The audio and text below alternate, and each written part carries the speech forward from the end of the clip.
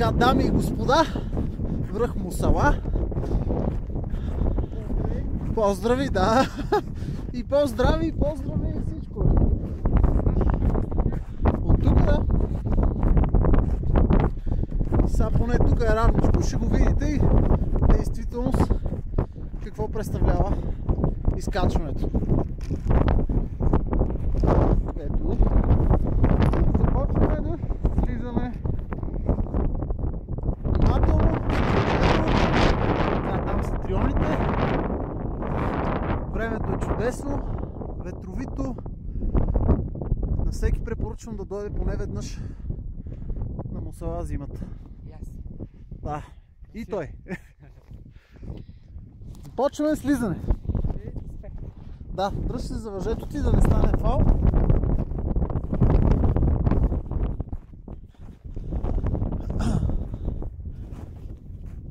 Добри хора са направили въжета, колове, така че да обезопасят максимално вашата разходка.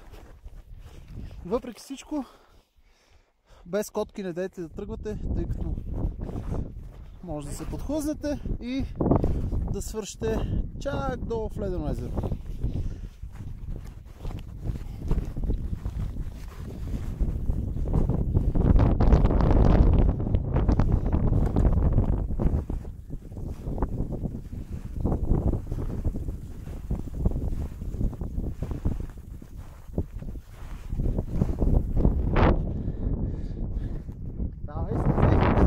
Ходиш, ходи тук по дупките.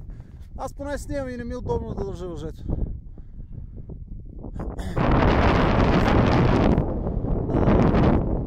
Тук имаш такива стъпки направени, така че ще по-лесно да ходиш.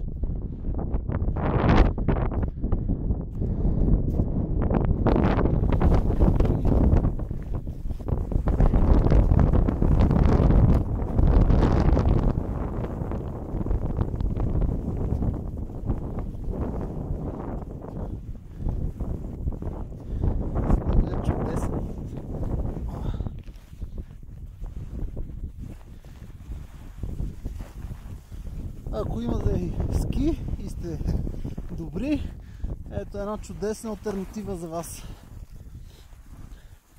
Чак до езерото долу. Аз лично не мога. И не ме е срам да си го призная. Как е? Добре.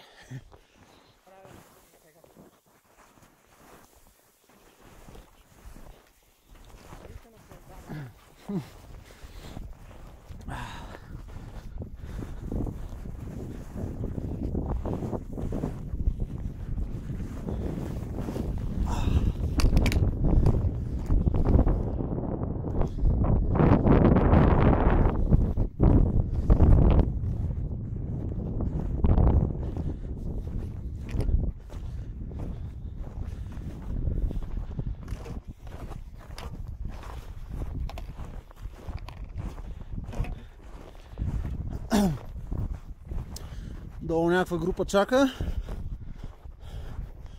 Не знам дали знаят, обаче хижара го няма.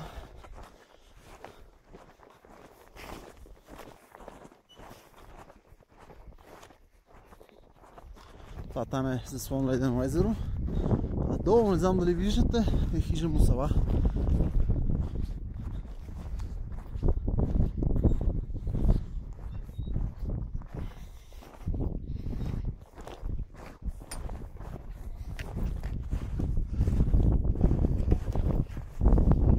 Помощ, оп, чакай, идвам, чакай, забравихме.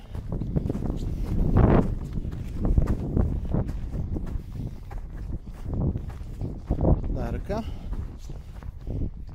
Ако искаш е така, фани щеката. Дръж, да.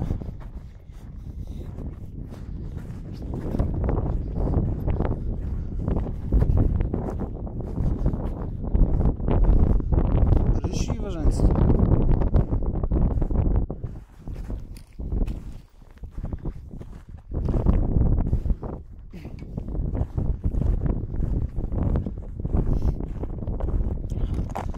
Внимайте с котките по камъните, как стъпвате.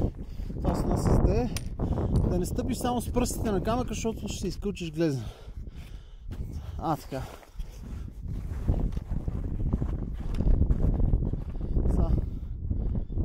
Ти ще трябва подупенца леко. Но знаеш това е системата. Слизането.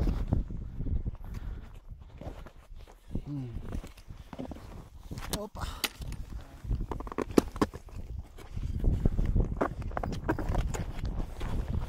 Така.